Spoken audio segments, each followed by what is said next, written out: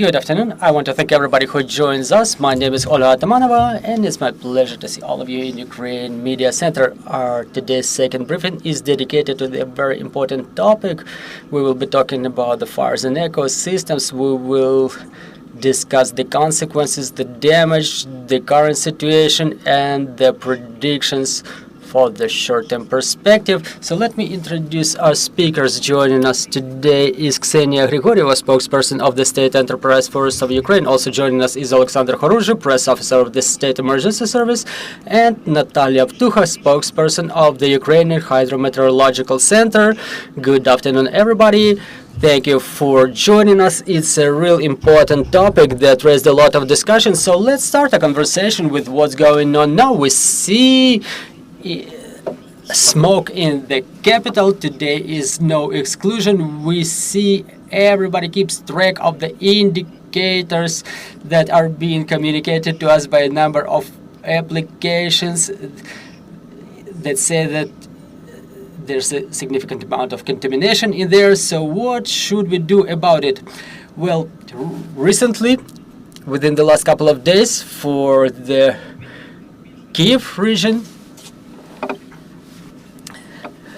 there is a contamination in the air that was caused by fires, by the smoke emitted by the fires.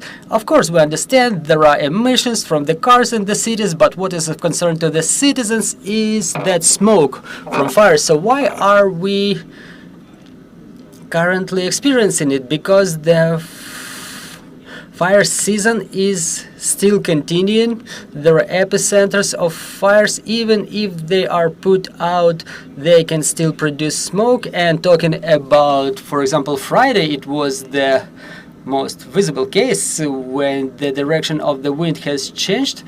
Previously it was the eastern wind, but on Friday it changed to northeastern. And in those regions, for Kiev, for the city of Kiev, is the north of Kiev region, north of Chernihiv region, Sumy region, and from those areas, those residues from the fires that were put out, sometimes from the fires that are still burning, that fires or that smoke started coming to the capital. Obviously, it cannot keep the same rate of intensity because our rescuers, our firefighters, try to localize it. But cases like that can happen because it's been a long time that we haven't had rain. We have a deficit of precipitations in eastern, northern, central, and southern regions, and the synoptic conditions are such that when there is a dry vegetation on the floor, there is a deficit of precipitations, low humidity. Now is a normally warm September because sometimes we exceed the climatic standard. We haven't switched to meteorological autumn so far. The meteorological summer is still continuing. Meteorological autumn is gonna come when the average daily temperature is below 15 degrees centigrade within a couple of days, and according to the forecast, the temperature is only going to grow. That's a small review of what we've experienced during this weekend. Okay, so among the topics that are discussed, what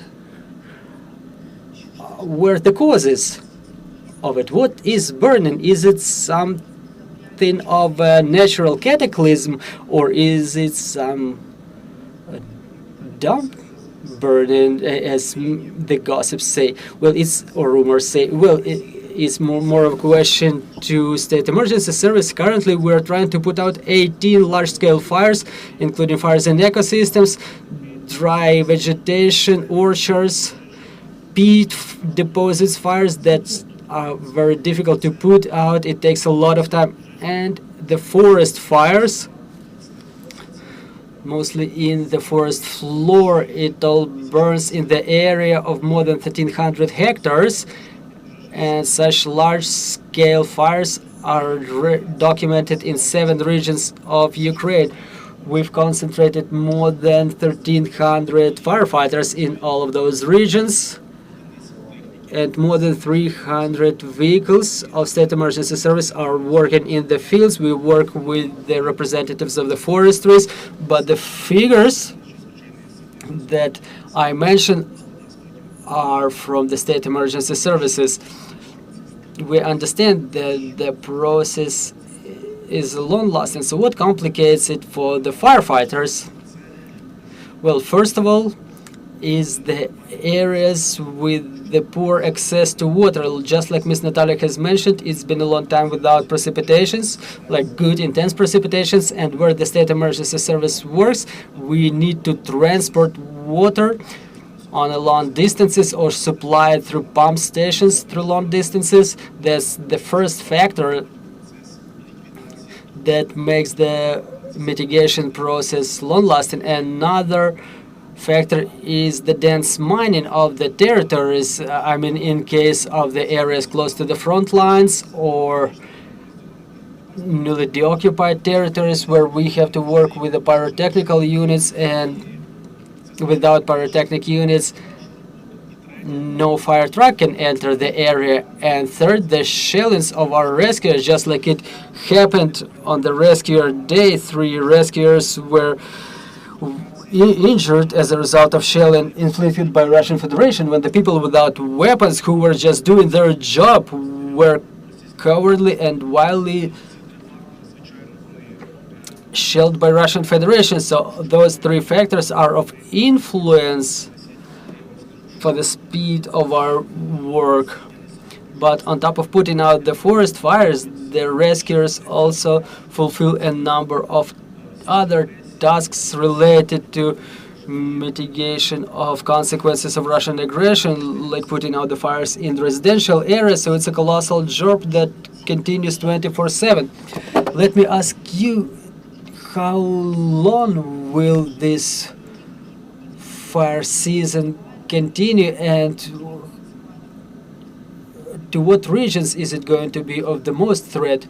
Well, now the synoptic situation is such that within the long period we were influenced by high pressure field anticyclone that was located to the southeast of Ukraine that ensured this weather with low precipitations and absence of clouds. Now the wind is changing, but the east bank of Ukraine remains under influence of that anticyclone. At the same time, above Europe, we know there were intense cyclones before, and now there is a decreased pressure field above Europe. So the cyclones and the frontal systems of those cyclones shortly, within the next couple of days, are going to affect the western regions. Now the level of fire threat has decreased for those regions as Carpathian region and a little bit further into Ukraine. So the rate of fire threat has decreased, but the rest of the regions remain in the 5th class. Sometimes it's a class 5 of a long-lasting fire threat. So talking about this, the forecast is not quite favorable, but what we need to add, the additional factor can be that starting from Wednesday, the wind is going to change, as I've mentioned, is going to start blowing from the south, but it's going to be a little bit more intense, which could deteriorate a situation in case of fires. We know that the wind is an additional factor that can complicate things, and it may result in more intense development of the forest fires. Well, Ms. Nataliia has mentioned quite a good forecast, which is not quite comforting for the State Emergency Service. It would only increase our workload and increase the number of fires. And the extreme level of fire threat, what does it mean for the people? It means that people should not visit the forests, especially using their vehicles. Do not make fires in the forest. Why not entering the forest using the vehicles? Because the vehicles may produce spark that may transform into fire that can quickly expand. The winds spread the fires very quickly, but another threat is that the fire on the floor of the forest may go up to the crones, and it may spread quite quickly, specifically in the coniferous forests. And we try to focus on protection of the settlements to make sure the fire is not spread over the residential areas.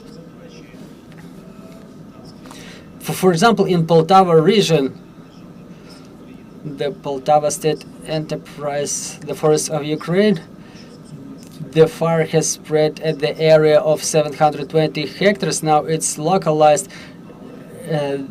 We only observed the smoldering of orchards, but the fire resulted in damage of 26 residential buildings and 24 technical facilities. So basically the village was inside of the forest, and it's very difficult to counter it when it's been spread by the wind. So again, I want to urge everybody to adhere to the fire safety rules, not to burn the dry grass or dry vegetation, because again, the violation of fire safety rules results in violation of Article 77 of Administrative Code of Ukraine, which is penalized in the amount of 1,500 to 4,000 hryvnia. And the burning of dry vegetation, the administrative liability contemplated by the administrative code is from 3 to 6,000 hryvnia. Generally, state emergency service stopped and prevented more than 1,500 administrative violations, and the amount of penalties to be enforced is above 6,600,000 hryvnia. We identify violators even using UAVs. We do the aerial reconnaissance. For example, today we've identified a fire in Kiev region near the village of Semenivka. We've done it using the unmanned aerial vehicle of state emergency service. So basically it was pit deposit burning. It saves time for us and ensures operative response to prevent the fire from expanding. And again, I'm urging everybody, there will be administrative liability for everybody who violates the rules of fire safety. And to summarize it, together with the national police, with the raids, we've exercised more than 35,000 raids, and the work will continue.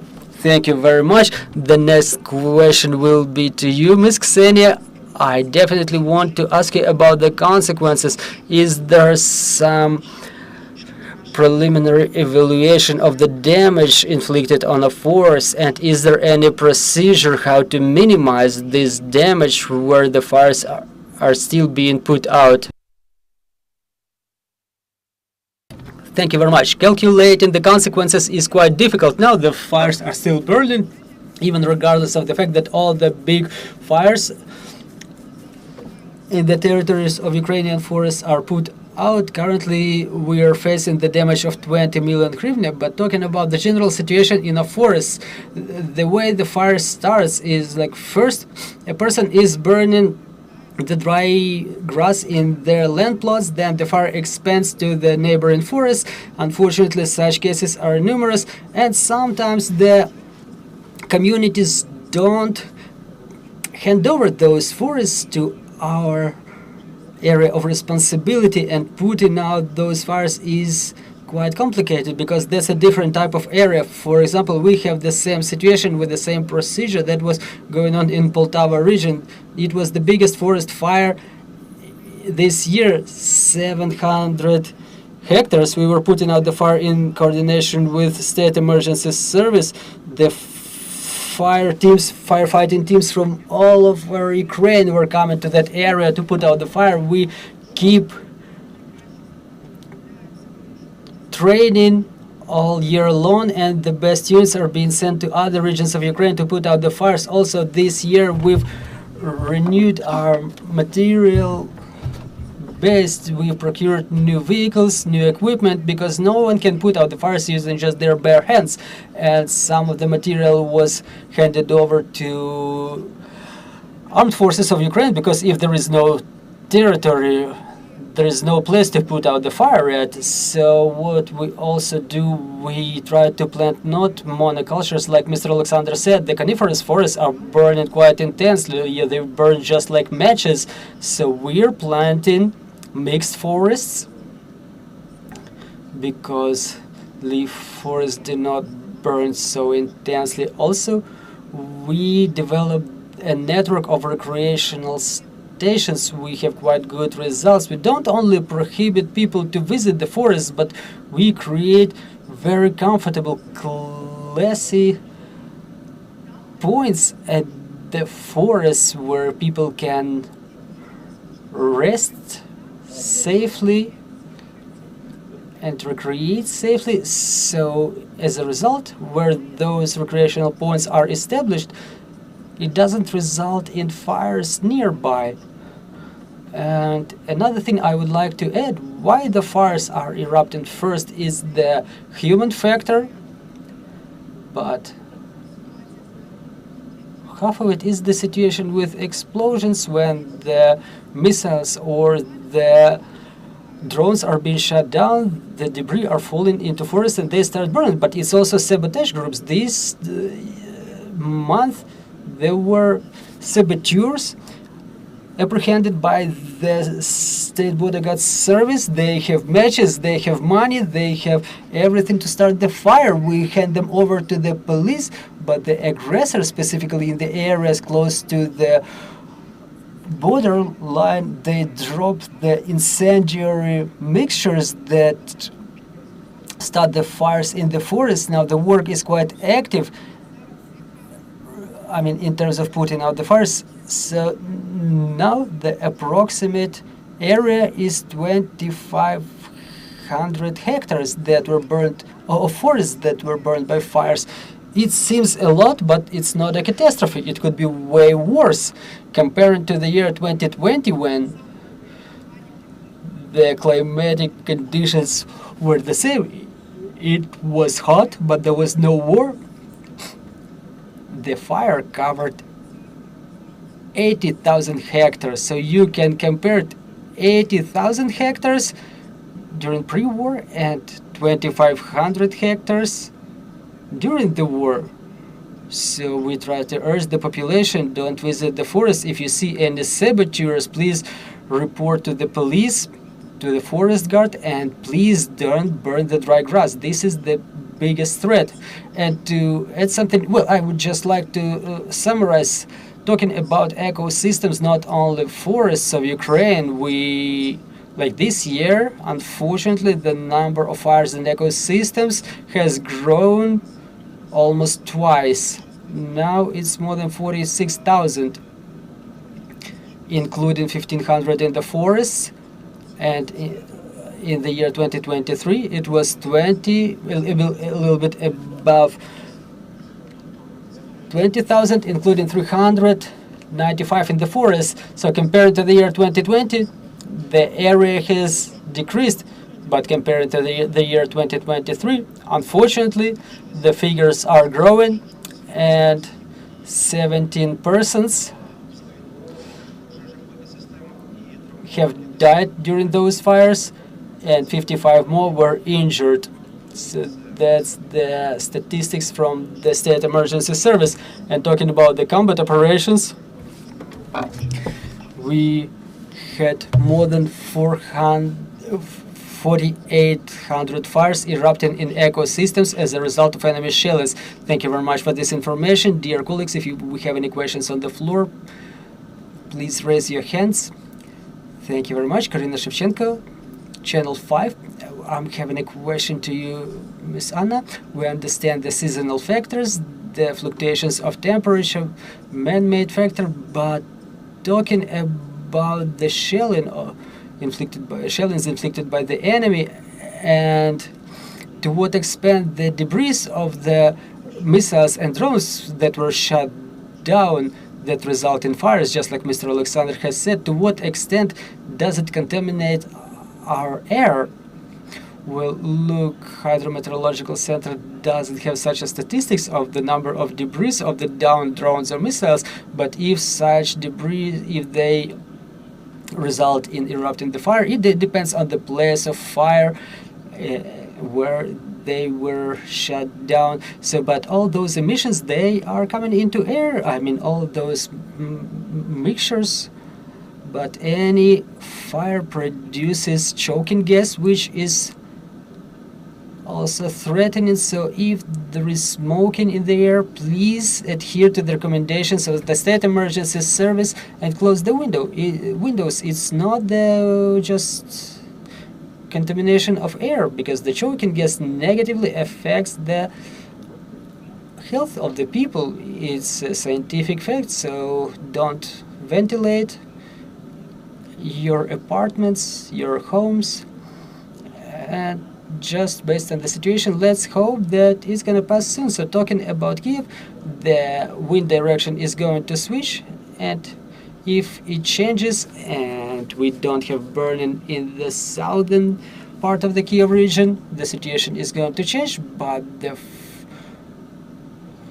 fire threatening period is still continuing. We have low humidity, high temperatures, and the air masses that are coming our way are coming from the Middle Asia, from Caspian regions, and that air is never clean. It can result in some opaqueness of the atmosphere.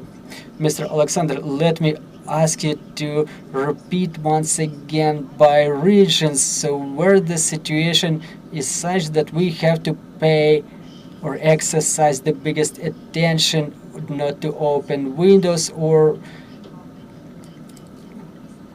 exercise some other actions to prevent people from consumption of those harmful products. Yeah, you've said that there are fires in 7 regions. In the Donetsk region, one fire is still on. The total area is 800 hectares. It started on the 15th of September between Liman and Shurova. Kramatorsk region, on the 20th of September, it was put out, and basically it was localized, and now there is a smoking resulting from the stubs and forest floor. We are going to mitigate the fire completely if we have enough water. Kiev region, so the 3 fires are still underway in the total area of more than 13 hectares in total. So if the wind changes and there are no fires in the south, such things as smoke are not going to reach Kiev. The most of the fires is currently in Poltava region. There are 5 fires burning on 28 hectares. In the Donetsk region, it's 800 hectares, but in Poltava, it's 28 hectares. But there are still 5 different fires. The putting out is still underway. It's both the pit deposits and forest floor and dry grass and orchards are burning. In Rivne region, 3 fires on the area of 55 hectares. Dry grass and orchards are burning. In fact, the most of the fires result from the dry grass and orchards. In Sumy region, there are 2 fires in the total area of 20 hectares. There is no threat for the settlements. In fact, during all of the fires, the capabilities of State Emergency Service are located in a way to prevent the expansion of fire to the settlements. So let me stop at the pit deposits burning. When the pit is burning, it can be staying at the depth. It can stay at a small area, but the fire is expanding into the depth 3 or maybe 5 meters. To put out the fire in this pit, we need a very large amounts of water. In order to pump it to a long distance or to transport it to a long distance, we'll need a lot of tanks or a lot of pump stations.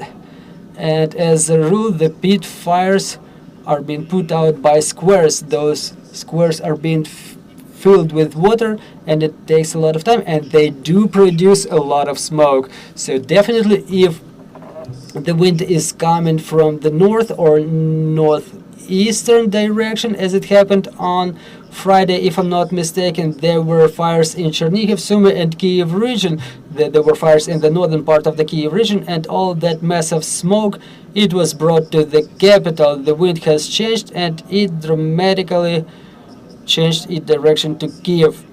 So the process of putting out is still underway, but let me put it right away. Putting out of fires in pit deposits is a long-lasting and complicated process. In Kharkiv, we have 3 fires in the total area of 190 hectares in the village of Mlynnik region. And now, in fact, there is a forest floor burning in the territory of Maliny Forestry, Chernihiv region. 2 fires in the total area of 190 hectares. The pit is burning there in the area of 5 hectares, and another one